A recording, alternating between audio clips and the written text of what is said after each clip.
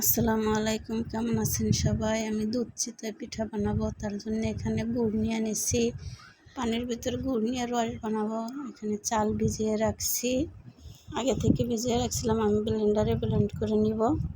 মেশিনে কুটা গুঁড়িতে অনেক সময় পিঠা হয় না, তাই আমি ব্লেন্ডারে করে নেব। ব্লেন্ডারে করলে কিন্তু পিঠাগুলো অনেক সুন্দর হয়। পুরোটা করে নিচ্ছি। এখন একটু লবণ দিয়ে ডোটা গুলে নিব। অনেকে শিলপাটায়ও বেটে নিতে পারে, কিন্তু আমি ব্লেন্ডারে করছি। আমি বাটতে পারি না অত একটা বেশি, তাই সেই ব্লেন্ডারে করে নিলাম। মেশিনের কুটে গুঁড়িতে অনেক সময় হয় না। আমি এদিকে খেজুরের মিঠাটা রসের মতো করে পানি দিয়ে জাল দিয়ে রস করে নিলাম। এই রসটার ভিতরে আমি পিঠাগুলো ভেজাবো। অনেকে কিন্তু পিঠাটা রান্না করে এভাবেই চুলাই দিয়ে। আমি কিন্তু চুলাই দিয়ে রান্না করব না, গরম রসের ভিতরে পিঠা ভিজাবো। আগে থেকে আমি পিঠার শাঁসটা চুলায় দিয়ে রাখছি। গরম হওয়ার পরে এখন বিসমিল্লাহ বলে পিঠাটা দিয়ে দিলাম। পিঠাটা দেওয়ার পরে যখন একটু বুটকি বুটকি আসবে তখনই আমি ঢেকে দিব।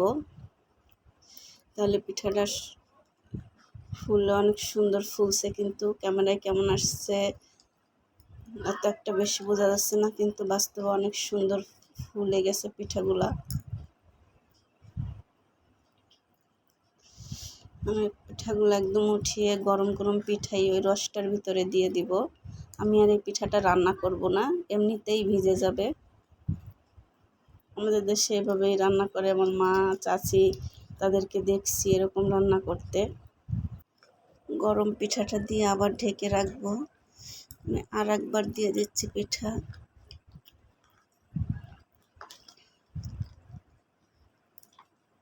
পিঠাগুলো কিন্তু ভিতরে অনেক সুন্দর হয়েছে, মাশাআল্লাহ।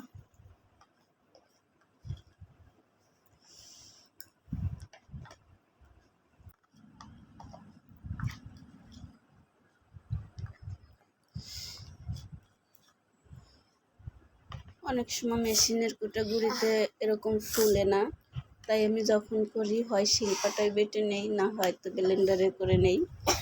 বেশিরভাগই ব্লেন্ডার করি। আগে থেকে আমি দুধটা জাল করে রাখছি, সেটাই এখন ওই রসটার উপরে দিয়ে দিব। রসটা ঠান্ডা হইলে দিতে হবে, না হলে আবার ছানা কেটে যাবে দুধের। দেখেন কালারটা কত সুন্দর আসছে দুধ দেওয়ার পরে। ঠান্ডা হলে দুধটা দিতে হবে, না হলে কিন্তু ছানা কেটে যাবে দুধটা।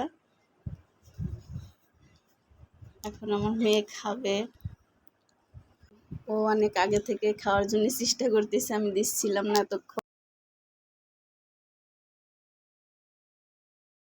ভিডিওটা এই পর্যন্তই শেষ। সবাই সুস্থ থাকবেন, আল্লাহ হাফেজ।